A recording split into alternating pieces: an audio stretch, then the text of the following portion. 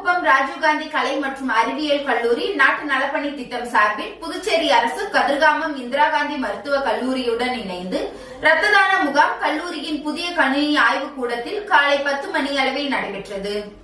இரத்த தான முகாம் தவளக்குப்பம் ராஜீவ்காந்தி கலை மற்றும் அறிவியல் கல்லூரி நாட்டு நலப்பணி திட்டம் சார்பில் புதுச்சேரி அரசு கதிர்காமம் இந்திரா காந்தி மருத்துவக் கல்லூரியுடன் இணைந்து இரத்த தான முகாம் கல்லூரியின் புதிய கணினி ஆய்வுக் கூடத்தில் காலை 10 மணி அளவில் நடைபெற்றது.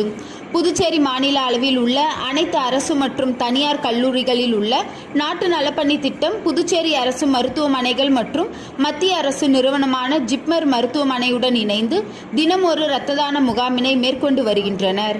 இதில் இன்றைய தினம் தவளக்குப்பம் ராஜீவ்காந்தி கலை மற்றும் அறிவியல் கல்லூரியில் நடைபெற்ற இரத்த தான முகாமினை கல்லூரியின் நாட்டு நலப்பணி திட்ட ஒருங்கிணைப்பாளர் திருமதி ஜீவலட்சுமி அவர்கள் ஒருங்கிணைத்திட கல்லூரியின் பொறுப்பு முதல்வர் முனைவர் ஹென்னா மோனிஷா தலைமை தாங்கினார்.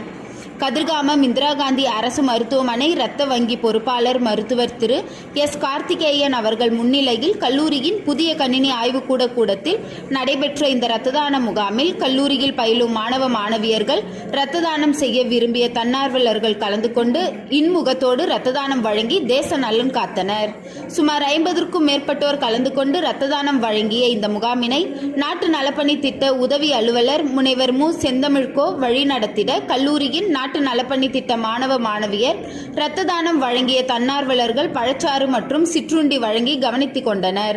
கல்லூரியில் நடைபெற்ற இந்த இரத்த தான முகாமில் கதிர்காமம் இந்திரா காந்தி மருத்துவமனை இரத்த வங்கி மருத்துவர்கள் மற்றும் தொழில்நுட்ப உதவியாளர்கள் மாணவியர்கள் செவிலியர்கள் கலந்து கொண்டு இரத்த தானம் வழங்கியோர்களுக்கு நன்முறை